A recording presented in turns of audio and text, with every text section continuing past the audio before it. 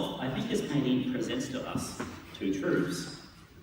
Firstly, that for 2 millennia, Jesus has been believed and worshipped by thousands and millions of people. And that belief hasn't been merely intellectual or private, but has inspired at its best beautiful acts of love and service of our fellow humans, and beautiful pieces of art and architecture, poetry and prose. Secondly, the other thing this painting tells us is that history really matters to Christianity. This is because the Christian faith is not primarily a bunch of ideas about the world or a philosophy of life. Rather, it is a claim about what has happened in the past to a real man called Jesus. Christians believe that the world is different because of who Jesus was, and because of the things that he really did, and because of what really happened to him after he died. It's only because of what it says about history that Christianity has anything to say about how we live now. So what happened to Jesus, and not the quaint details that we might start with, they're the very centre of the Christian faith. So if it turns out that what happened to Jesus was not actually true, that he didn't die, that he wasn't resurrected, then there would be no point in anyone being Christian.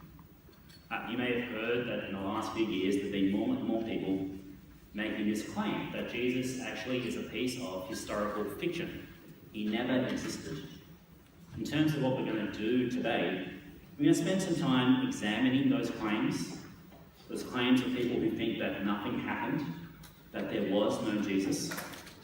We'll then move to examine what did happen, using some of the non-Christian external sources to explain why Christianity exists. And finally, we'll consider the reliability of the four Gospels, Matthew, Mark, Luke, and John, to also explain that Jesus existed.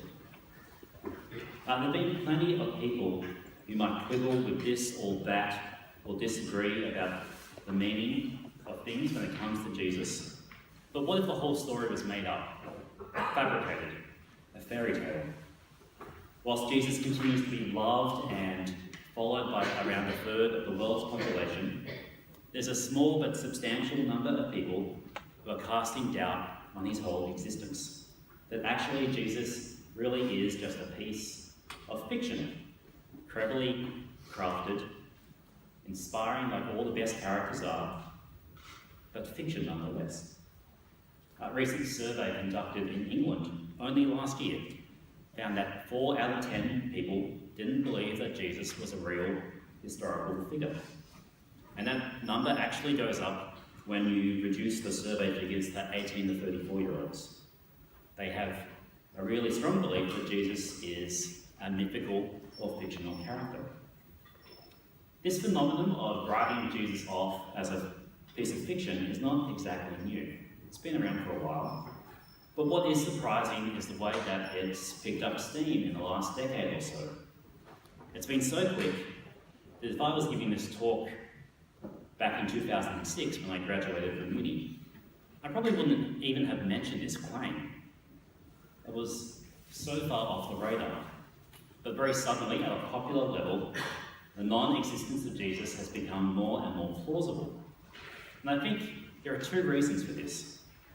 Firstly, denying the existence of Jesus fits in with a broader cultural trend that has been observed in Western countries for the last decade or 2. We've become more and more incredulous towards receiving established truths, and at the same time more open towards conspiracy theories. That a substantial amount of people can believe that NASA faked the moon landing, or that President Obama doctored his birth certificate. The skepticism concerning the human contribution to climate change, they're all, I suggest, evidence of this growing incredulity. And the reason, though, that I keep tagging this movement in relation to Jesus' existence as popular is that when it comes to the relevant disciplines of ancient history and classics, biblical and New Testament studies, the claims of Jesus' non-existence are taken as seriously as the Intergovernmental Panel on Climate Change takes the claims of climate deniers. Not very seriously at all. It's treated like a fringe movement, and not just in Christian church seminaries, but in places like Oxford and Harvard, established, reputable secular institutions. But as with climate change, so with the existence of Jesus, there's growing skepticism towards the veracity of the history. The second reason, though, I think that it's gained some traction is that Jesus' denial was given credibility with the rise of the new atheists. Christopher Hitchens, Michel Onfray, and others have all questioned the existence of Jesus in their books and debates. And the most famous was probably Richard Dawkins in The God Delusion, when he suggested that Jesus might be regarded as historical fiction. Dawkins said that the only difference between the Da Vinci Code and the Gospels is that the Gospels are ancient fiction, while the Da Vinci Code is modern fiction. It's even plausible to mount a serious, though not widely supported, historical case that Jesus never lived at all, as has been done, among others, by Professor G.A. Wells of the University of London in a number of books, including Did Jesus Exist? There you go, Dawkins links the 4 Gospels with one of the worst books ever probably written. But he walks a very fine line in this quote. He absolutely rejects the reliability of the Gospels as history, and in this same chapter of The God Delusion, he rejects basically all ancient historians as being reliable or truthful. But Dawkins doesn't do this himself. He leaves it to this English academic, George Wells. Since the 1970s, Wells has been publishing books and articles arguing for the non-existence of Jesus. And these publications have pursued what's come to be known as an argument that's known as the Jesus myth theory. The idea that rather than being a historical figure, the Jesus who appears in the writings of Paul, for instance, is a mythical being that the church later came to regard as a historical person. It's an argument that says that Jesus did not exist, except he kind of did, but not as a real person, just as a mythological, cosmological figure. And that's a pretty standard line of argument for those who fall into this Jesus-denying camp. But it's probably really important to point out at this point that whilst Wells is, as Dawkins refers to him, a professor, he's a professor of German. He has no training in ancient history or biblical studies, and that's quite telling, because the process that Wells describes is something that's known to have happened. Ancient historians are very familiar with it. It's an idea where myth comes to be confused with history. The most obvious famous example will probably be Romulus and Remus, the mythical founders of Rome, who over time came to be regarded as real human people. But every time that myth came to be confused with history, that process has tended to take place over centuries, if not millennia. Romulus came to be regarded as a real human person about 500 years after Rome was founded. And this is just not the case with Jesus. Between Paul's earliest letters, around 48 AD, and the appearance of Mark, the first gospel, we're talking maybe 15 to 20 years. 15 to 20 years. That's a very short space of time. That such a coherent and consistent set of traditions about a non-existent person could emerge in such a short space of time is highly unlikely. And it's been interesting that in the face of this criticism, both Wells and Dawkins have stepped back, actually, from denying that Jesus didn't exist. But all of this, I think, perfectly illustrates the difficulty for those who want to claim that Jesus is historical fiction. Because something happened. Something actually happened in the first half of the first century. Something happened in history, and this needs to be explained. Because there were no Christians, and suddenly there were thousands of them. How did this happen? If you want to deny that Jesus existed, you're left with very few options, I think. You might say that the whole thing was a hoax, a conspiracy to deceive, perpetuated by dozens, if not hundreds of people. But the kind of resources necessary to pull it off, to dupe the Roman government and the Jewish population at large, those kind of resources really weren't available to a bunch of Galilean fishermen. Alternatively, you might claim that the origins of Christianity lie in a mass hallucination. that the disciples dreamed that they saw a resurrected Jesus. The difficulty with that position is that none of the historical records make that claim. You've got nothing to support it. And it's kind of spurious to read the mental condition of over 100 people from 2,000 years ago. However, that's kind of what some of the Jesus deniers seek to do, using Bayes' theory, leading Jesus denier Richard Carrier, you get a sample of his argument up here, argues that Jesus, on the basis of probability, never existed. You may never have heard of Bayes' theory. It's very popular in the TV show Numbers. It was very big around 1980, but has kind of fallen by the wayside in some disciplines. Carrier argues that on the basis of Bayes' probability, the likelihood of Jesus' existence is somewhere between 1 in 12,500 and 1 in 3. Sure, I guess so. The problem is that that's a really inappropriate way to do history. It's an entirely wrong type of epistemology, a way of discovering what happened. Probability is a really great tool for fields of science and economics, but history isn't determined by probability. Science studies repeatable events in controlled conditions, but history examines real-time events that can never be repeated. And even if they were, you could never guarantee that you would get the same outcome. Probability, as Carrier and others use it, is no use for us in determining whether Jesus really existed. If we want to understand what happened, we need to turn to history. And we can get a pretty good idea from the early sources that refer to Jesus. In the year 112, the newly appointed Roman governor of Bithynia, that's along the top of the Black Sea coast of Turkey, the new governor, Pliny the Younger, sent a letter to the Emperor Trajan back in Rome. And there's a small extract of it up here.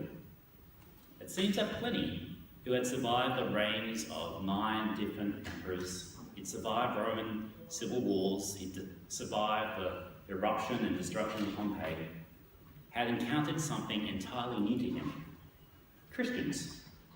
And in many ways, they were a very weird group, and still are. They would meet regularly, usually very early in the morning, singing hymns as if to Jesus, singing hymns to Jesus as if he were a god. And it all seems fairly harmless. But Pliny was not writing to the emperor to share fun facts about the new community. He was the Roman governor, tasked with maintaining imperial order in a province that had a history of disorder. And so Pliny was asking the emperor about how he should go about prosecuting the Christians that he finds. Should the minors be tried as adults? Is being Christian enough of a conviction? Or should I try and find certain crimes that this type of community is known to commit? Pliny doesn't actually specify what those crimes were, except that they were very stubborn in their refusal to deny this unwanted superstition, this toxic weed which had grown up in the middle of the empire. But what we do know from Pliny's letter is that Pliny offered each of the Christians he arrested 3 opportunities to deny the Christian faith, to deny their Christian identity. And after 3 times, those who had refused to deny Jesus were executed. And we actually have the Emperor Trajan's reply to Pliny as well. And in that letter, Trajan commends Pliny's course of action. And although he stresses that Christians were not to be deliberately hunted down, anyone found to be a Christian was to be punished. Together, these documents contain for us the earliest official surviving references to Jesus and Christianity. They express something of the bafflement, actually, that arose in the Roman governing classes towards this dangerous superstition. Instead of worshipping the gods of their forefathers, instead of expressing loyalty to the Roman emperor, these Christians instead worshipped a condemned Roman criminal. But little did Pliny and Trajan realize that they were witnessing a revolution. For 80 years, Christianity had been on the move. Beginning with a tiny little group in Jerusalem, Christians by this point had spread throughout the Middle East down into Egypt and along the North African coast, had spread into Asia Minor, across to Greece and Italy and even to Spain, had spread through Persia and maybe even by this point to India. They were witnessing a revolution that crossed racial and social, gender and cultural and linguistic barriers. It was a revolution that freed many people from fear of superstition and announced the human dignity of those who had lost it, the sick, the poor, slaves, generally all women. It wasn't spread at the pointy end of a sword. It wasn't started with the storming of a stronghold or a refusal to pay taxes. And all of this general history about the spread of Christianity is undisputed historical fact. We know about it from plenty of early Christian sources, and we know about it from plenty of early non-Christian sources. Within 300 years, it had completely changed the world without any government assistance, sometimes with some very active government resistance. That this even happened was baffling and surprising, because when you look through the external sources, Tacitus and Josephus, Lucian of Samosata, and the Jewish Talmud, they all agreed that Jesus had been condemned as a criminal, maybe even a sorcerer, and had been executed. And there's one thing for certain when it comes to a dead Messiah. A dead Messiah is a failed Messiah. According to these non-Christian sources, Jesus had been very publicly exposed as a failure, a fraud. And with his followers scattered, afraid, and hiding, we probably would never have heard of this young Jesus movement. Except, of course, we did. Against everything we would expect, Jesus' followers didn't die out. Instead, we find the incredible rise of the early Christian church. From a group of a few scattered losers, quickly grew a movement that would one day dominate the Roman Empire. The cowardly disciples of Jesus changed overnight into passionate, committed, revitalized evangelists who started telling anyone who would listen that Jesus was the Lord and the Messiah. And they were often killed for doing this. Why did all of this happen? The early Christian answer is very clear, actually. And we find it in the stories at the end of each of the Gospels. They believed that God had raised Jesus from the dead. The tomb was empty. They had met him alive. Together, these two things led to an obvious but incredible conclusion. Jesus had been raised from the dead. If the tomb had been empty but no one had met Jesus, then the explanation would have been very ordinary. Someone had stolen his body, maybe. On the other hand, if people had met Jesus, but they found that his body was still in the tomb, then it would have been mysterious. But that's not a resurrection. It would have been some kind of vision, perhaps a dream, a ghostly apparition. But together, an empty tomb and meetings with a well and truly alive Jesus led to the unavoidable conclusion that Jesus had come to life again after being dead. As amazing as it was, this had to be the explanation. And this is why Christianity is unapologetically historical. Something happened at a particular time and space. And this is where we come back to our episode of Thomas and Jesus. Because Thomas had missed the first resurrection appearance of Jesus, where a week earlier his disciples had been commissioned as the authorized witnesses of Jesus. And Paul, doubting Thomas, he had every reason to be skeptical, but he ends up here conducting an autopsy on a very breathing, heart-beating person. Thomas, you may have noticed in the account from John, is placed in a kind of a double bind here. He asks for something that Jesus says that he doesn't need. But then Jesus gives him everything he asks for. He demands to see Jesus with his own eyes, but he doesn't actually need that kind of knowledge to be a believer. In fact, most Christian believers, though they love Jesus, have never seen him. but as an eyewitness. Thomas needed to see the risen, touchable Jesus. And that was the task of the earliest disciples. Because something had happened in time and space to one particular man, what was needed were witnesses. Thomas appears here at the climax of John's Gospel, not because he's a great doubter or a great skeptic, but because he's a great witness of the real historical Jesus. And this is how we ended up with the four Gospels that begin the New Testament: Matthew, Mark, Luke, and John. They are the eyewitnesses' own testimony about the real historical Jesus who walked around Palestine 2,000 years ago. The Jesus who healed the sick, who ate food with prostitutes, and challenged the authority of the self-righteous. The historical Jesus who was arrested, executed, and reportedly rose again. They're not quite the earliest sources we have for Jesus. That would probably be Paul's letter to the Galatians and the letter of James, both written before AD 50.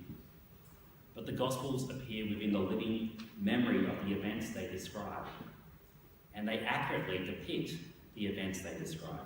That fits with the archaeological evidence we have from that period. The Gospels provide to us the most complete picture of who Jesus is, in large part because they contain the accounts of many different witnesses. People who were healed by him, people who touched him, who felt his breath on their skin. So if we take Mark's Gospel, for example, since the 2nd century there's been a long tradition that Mark wrote his Gospel largely based on the Apostle Peter's preaching. But when we look carefully at Mark's Gospel, we find that Mark actually makes the same point for us. Because after Jesus, Peter is the most frequently named character in the Gospel. And although Peter is a prominent character in all four Gospels, the frequency of reference to him in Mark is proportionally the highest. And Mark emphasises this point by making Peter both the first disciple of Jesus to be named in Mark's Gospel and also the last. This was an ancient literary device used by historians and especially biographers to highlight their sources. It's called an inclusio. In both cases in Mark's Gospel, the grammar actually is a little bit awkward, which only highlights for us that Peter is there from the beginning to the end of Jesus' ministry. And this literary device, this inclusio, was used across the classical world to highlight sources. Mark, it looks like, largely draws from Peter to write his Gospel. And this probably makes sense why Matthew and Luke used so much of Mark's material when they wrote their own Gospel. You may know that those three Gospels are called the Synoptic Gospels because they share so much in common. 93% of what we find in Mark's Gospel can also be found in Matthew and Luke. Matthew and Luke did this because they understood that the Gospel of Mark was Peter's eyewitness account. We find similar things when we turn to Luke's Gospel, because Luke, as well as incorporating Peter's written testimony, also did what ancient historians did, and we see this here at the start of his Gospel. Luke took every opportunity to meet eyewitnesses and interviewed them. He's probably collected material from a number of minor eyewitnesses from whom he got individual stories or sayings. And the Gospel writers tip their hats for us to their sources by naming their minor characters. Because if you've ever read the Gospels, you may have noticed that there are dozens and dozens of people who encounter and interact with Jesus. And most of them are unnamed. They're left anonymous. It's worth asking then, why are Jairus and Bartimaeus named, while other recipients of Jesus' healing are left anonymous? Why does Mark go to the trouble of naming not only Simon of Cyrene, who carried Jesus' cross, but also Simon's two sons, Alexander and Rufus, who weren't even there at the time? It's because these are the sources for the Gospels, the people who saw Jesus and then gave their testimony to Matthew, Mark, Luke, and John. And they were well known within the early church as the eyewitnesses of the real historical Jesus. All of this is to say that the Gospels contain not only the best accounts that Jesus actually existed, but also provide us with the best information about who Jesus was and what he did. You might be sitting there, however, objecting to this claim that we can use the Gospels to verify Jesus' own existence. They're Christian documents. Surely we can't use those. They obviously have an agenda, so we can't trust them. The fact is that the Gospels are biased. They do have a definite viewpoint. They do want to lead you to a certain type of action, but it's actually a categorical mistake to assume that bias is a problem. Because when we're talking about history, bias is not necessarily a dirty word. You expect bias. You go looking for bias. You actually start to be suspicious as a historian when people tell you that they're not biased. The New Testament books have an agenda, and when scholars read those books, they take that agenda into account, just as they would with any other document. They do that with Tacitus, an ancient Roman historian who's writing with a very clear Roman imperial propaganda agenda. They do that with Josephus, a Jewish historian who talks about Jesus, who writes an apology for his Roman overlords to apologise for the way the Jews and the Romans have interacted with one another. The Gospels have an agenda, and that's not a problem. Especially so when we think about the Gospels in their original context. Because the style of the Gospels is like that of ancient historians and biographers.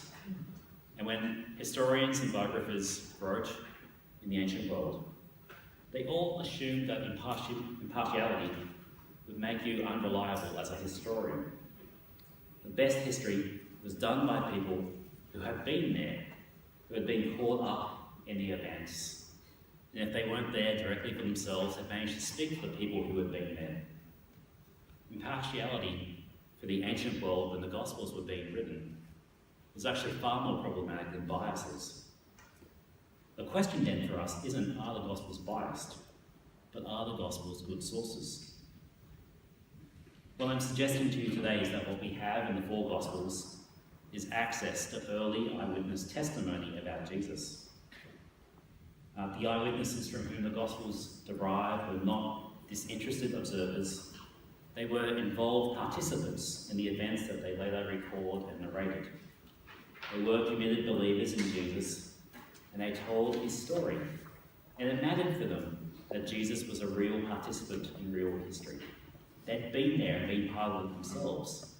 It mattered to the Gospel writers that their accounts were based on the eyewitness accounts. That was the only way they could have any credibility in the world they were writing to. It's the account of people who saw Jesus, who heard Jesus, who spent years travelling and living with Jesus, who touched Jesus.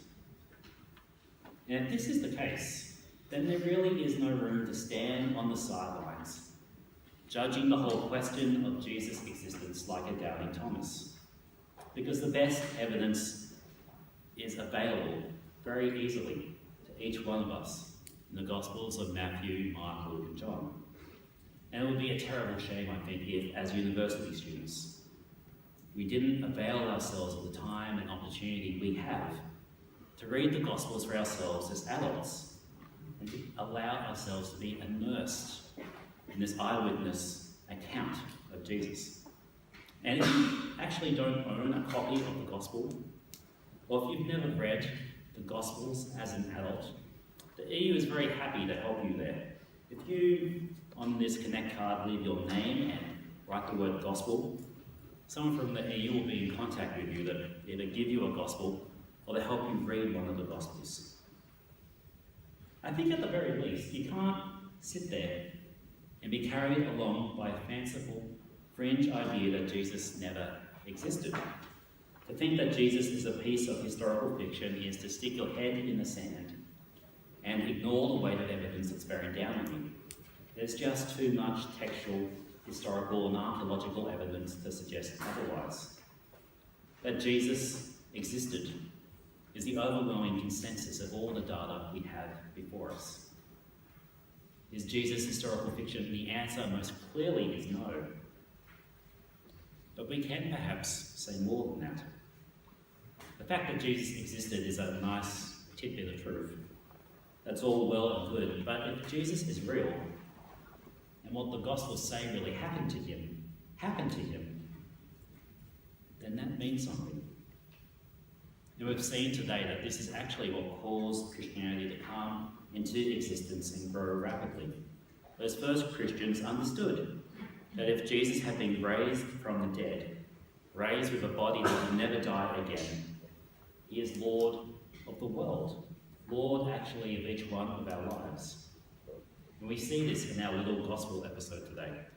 After Thomas realised that he was dealing with a real resurrected Jesus, that had all kinds of significant consequences. But the right response in that moment was actually to respond with worship, to cry out, "My Lord and my God." And that actually was my story as well. I grew up in a family that wasn't Christian at all. And whilst I had some connections with church, they had all evaporated by the time I hit high school. But in high school, I began to develop a passion for history.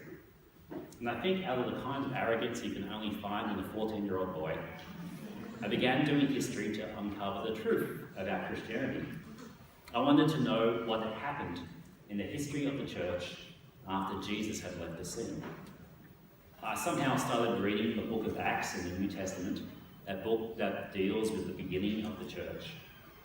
And as I read Acts, the accounts of Jesus started to make more and more sense to me, especially as they talked about his resurrection. And so I went and looked into some of the other sources that were talking about Jesus, because I wanted to try and confirm or deny what the New Testament said had actually happened. I miraculously found a copy of Pliny and Tacitus in my public school library, which was no small feat. And one day, as I was reading about Jesus, as I was reading this testimony about Jesus who had been raised from the dead, it all kind of made sense for me. I realised that if Jesus' resurrection was true, that had all kinds of implications for my life. That he really is alive now. That he really is who he said to be. Which was such great news for me. I was a 14-year-old boy and had spent 3 years being bullied massively at high school. There was alcohol abuse going on in my family. And that was just a real jerk to the people around me. Life was a mess. But if Jesus was real, if he had been raised, then he really should be in control of my life. And there was this huge intellectual but also emotional satisfaction in finding that I could trust my life with all the mess and all the complications with someone who had been through death and come out the other side. I could trust my life with someone who was not just real, but someone who would never die again, someone who would live with life everlasting. And so, like Thomas, the right response for me was to cry out, "My Lord and my God."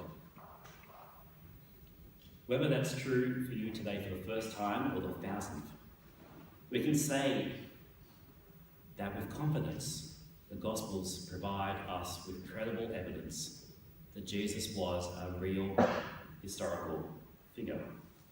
The Gospels didn't make him up. Something happened. Something which, if you were there, you could have looked at, you could have smelt,